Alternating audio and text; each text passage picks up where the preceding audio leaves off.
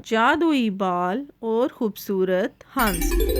एक दफ़ा का जिक्र है, एक गांव में पूनम नामी एक औरत अपने शौहर सुरेश के साथ रहती थी।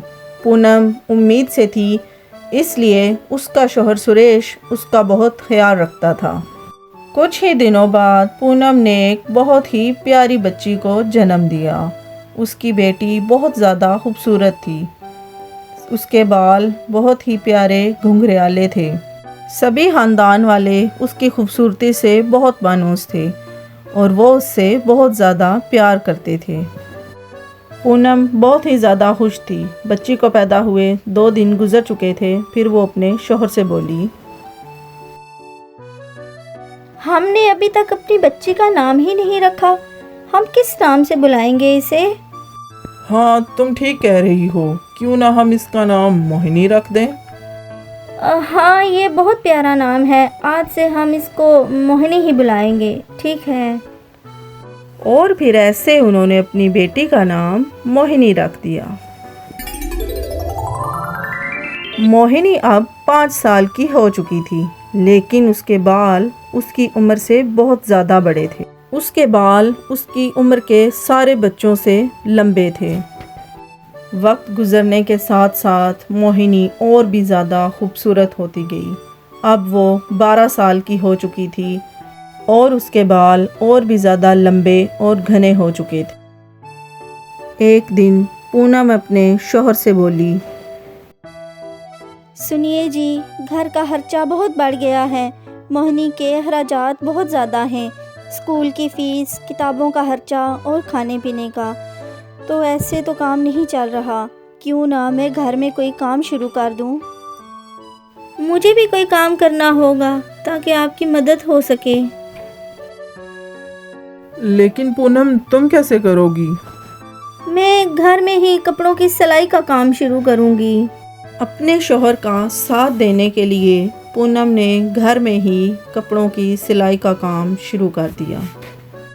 दोनों मियाँ बीवी मिलकर काम करने लगे, लेकिन फिर भी घर के अखराजात थे कि बढ़ते ही जा रहे थे। एक दिन पूनम बाज़ार से कुछ सब्जियां खरीदने जा रही थी।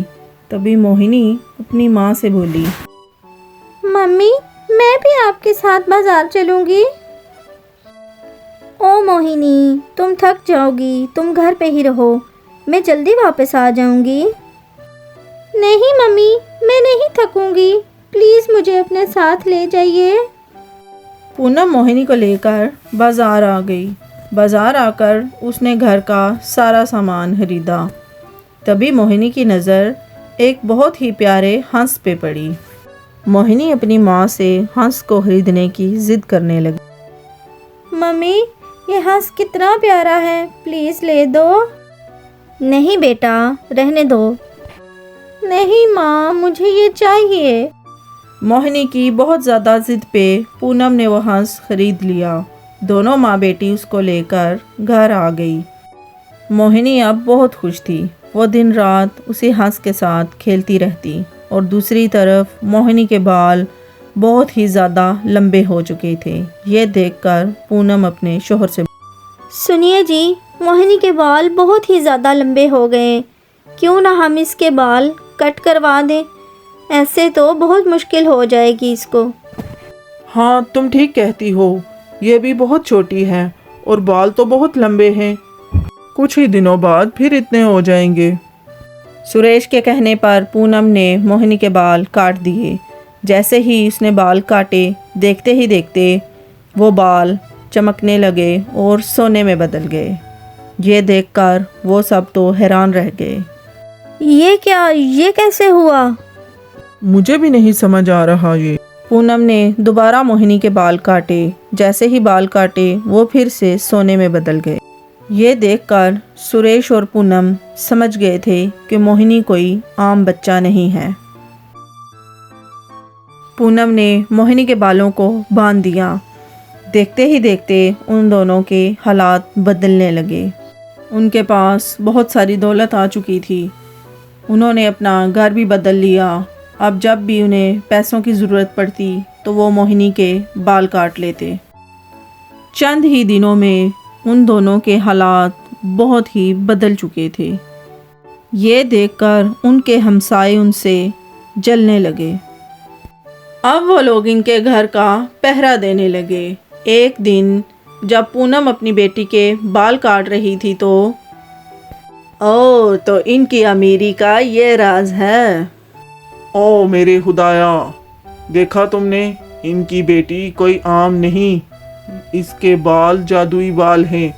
देखा तुमने, जैसे ही बाल ज़मीन पे गिरे वो कैसे सोने में बदल गए हैं।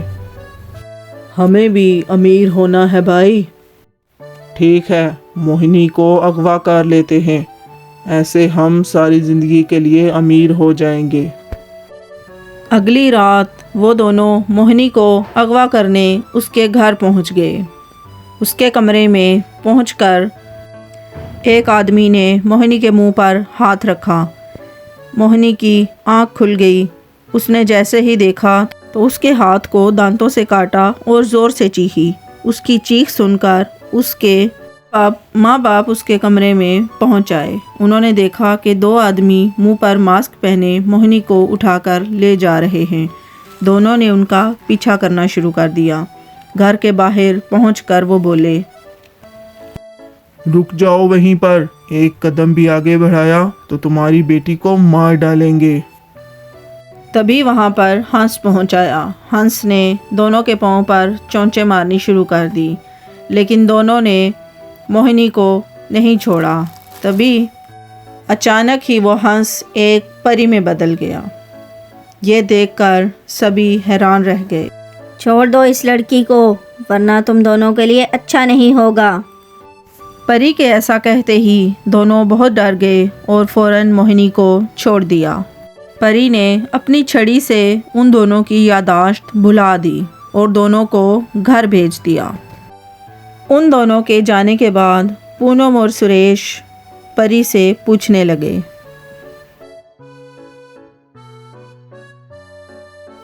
आप एक परी हो, फिर आप एक हंस के रूप में क्यों रह रही हो?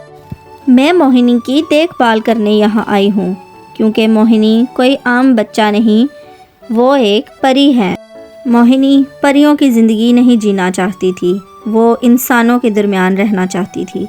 इसलिए उसने आप दोनों को चुना, क्योंकि आप दोनों दिल के बहुत अच्छे हो। मोहिनी ने सोचा कि वो आप दोनों के साथ रहेगी तो उसके बालों का कभी भी गलत इस्तेमाल नहीं होगा। पहले मोहिनी के बाल बहुत छोटे थे, लेकिन जादुई बाल थे। अब उसकी सारी ताकतें ख़त्म हो चुकी हैं, लेकिन उसके बाल जादुई बाल हैं जो आप लोगों के बहुत काम आ सकते हैं। अब मोहिनी आप लोगों के साथ ही हमेशा रहेगी और मैं भी मोहिनी का ख्याल रखने के लिए यहाँ पर हर वक्त मौजूद रहूँगी। सुरेश और पूनम परी की बात सुनकर बहुत खुश हुए। उन्होंने कभी भी किसी को नहीं बताया कि मोहिनी एक परी है और ऐसे वो हमेशा मोहिनी के साथ खुश रहने लगे। कहानी अच्छी लगी हो तो लाइक और सब्सक्राइब करें।